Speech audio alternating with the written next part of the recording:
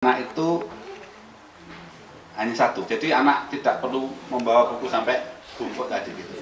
Jadi bukunya satu, semua mata pelajaran masuk di situ dan running smoothly gitu. Itu sudah dirancang melalui, sayangnya saya belum bisa menunjukkannya sekarang. Sudah dirancang dengan baik, sudah memakai studi banding kemana-mana, termasuk ke Belanda. Saya mengantarkan Pak Wakil Menteri Pendidikan ke Oranje School di Scheveningen untuk membandingkan kurikulum, dan ternyata sangat mirip dengan model di Belanda.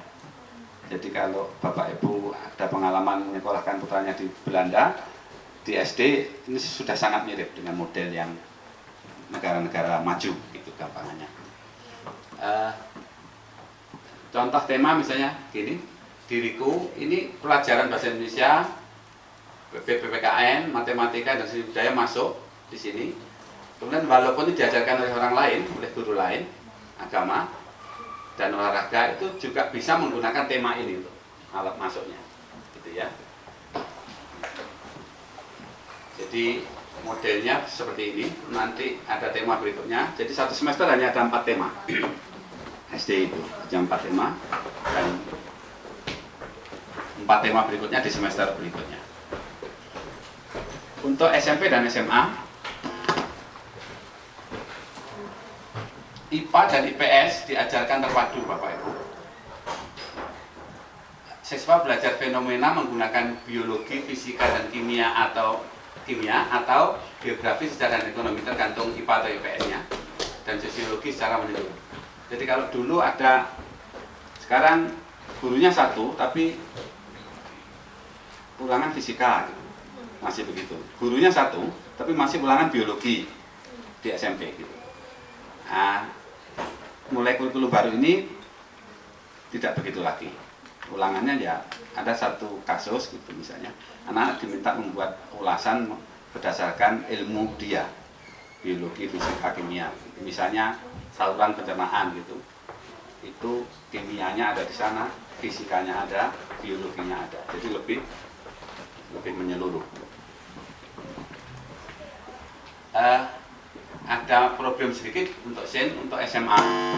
Kita nampaknya masih kesulitan mendapatkan, dan bukan hanya di SEN. Banyak sekali sekolah di Indonesia untuk tingkat SMA. Ini masih kesulitan mencari guru yang mampu mengajarkan biologi, kimia, fisika jadi satu. Terlalu berat untuk SMA.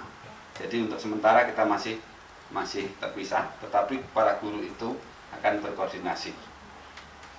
IPS untuk SMA juga begitu. Guru yang menguasai sosiologi, sejarah, ekonomi dan geografi sekaligus agak berat. Ya, tapi para guru itu akan berkoordinasi satu sama lain untuk membentuk satu kesatuan. Nah, ini bagian terakhir. Ya, ini bagian yang akan berkaitan langsung dengan Bapak Ibu, yang akan Bapak Ibu terima nanti, termasuk rapor nanti ya. Jadi penilaian belajar untuk anak-anak itu apa yang disebut menggunakan authentic assessment. Jadi anak-anak tadi SD terutama itu tidak akan banyak mengenal ulangan harian seperti dulu. Tapi penilaian guru itu dilakukan bareng ketika anak-anak belajar tadi. Jadi kalau ada kesulitan langsung di situ. Karena guru tidak akan melaporkan pada Bapak Ibu dalam bentuk angka. Jadi di SD itu sama sekali tidak ada angka nanti lapornya. Ya, dan tidak ada nama pelajaran di SD. Tapi rapot SD itu hanya akan ada 3. Aspek pengetahuannya kayak apa, nanti guru akan banyak cerita secara deskriptif kepada Bapak Ibu. Begini, termasuk kekurangannya apa, gitu. Kalau kelebihannya apa. Rapot yang Bapak Ibu akan terima hari ini itu sudah akan mengandung itu ya, uraian mengenai kemampuan anak-anak. Mungkin yang sudah terima bisa dilihat seperti itu. Tapi nanti di SD yang begini, ya, jadi panjang begini. Tapi ini masih ada kombinasi, ada angka. Nanti ini tidak ada lagi angka, tidak ada lagi nama mata pelajaran, tapi ini isinya ada 3 pengetahuan gimana. Jadi mungkin agak panjang lebih kan. Sikapnya bagaimana dan keterampilannya bagaimana.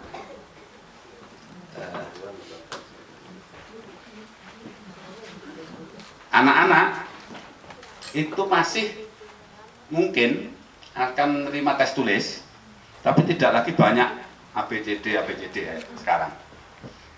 Lebih banyak diminta untuk esai, untuk menanggapi, mengevaluasi gitu ya.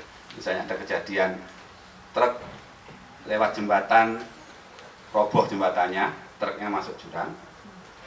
Kemudian diketahui misalnya truknya itu muatannya sekian ton, jembatannya dari kayu. Anak diminta untuk mengevaluasi mengapa terjadi dan bagaimana seharusnya gitu. Jadi itu mungkin akan lebih banyak kembali ke zaman era sebelum kita ya. Banyak gitu. Hitungannya kayak apa kalau menghitung.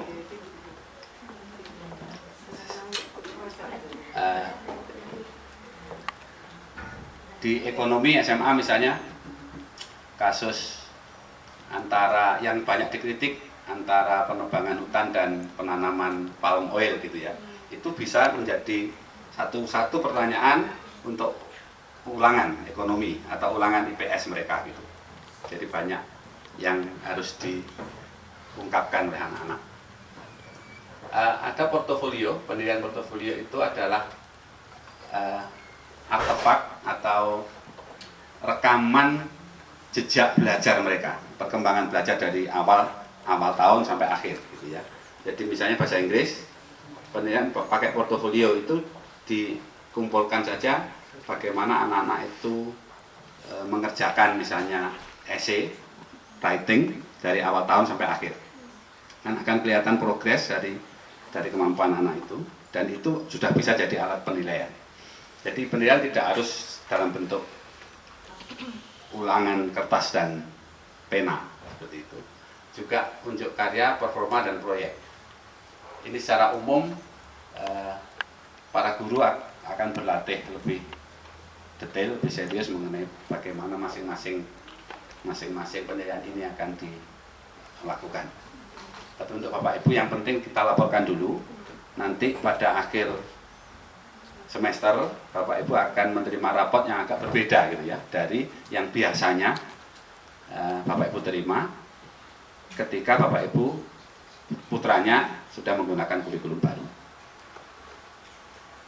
Kemudian ini tadi sudah saya singgung, yang saya kira rapot SD tanpa nama pelajaran hanya 3 ini aja, kemudian tanpa angka hanya deskripsi semua.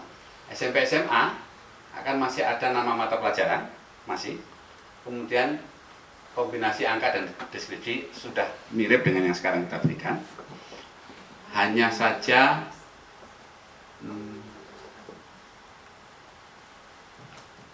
tentu jumlah mata pelajarannya berbeda. Gitu. Untuk SMP dan SMA, saya kira tidak terlalu drastis perubahannya di SMP dan SMA. Di sistem rapornya, laporan belajarnya tidak terlalu banyak berubah, tapi SD yang kelihatannya akan lumayan drastis. Itu saja yang pengen saya sampaikan. Saya kira hal pokok yang perlu saya laporkan pada Bapak Ibu. Kami membuka kesempatan jika ada hal-hal yang ingin Bapak Ibu ketahui atau ingin ditanyakan lebih lanjut, saya persilahkan.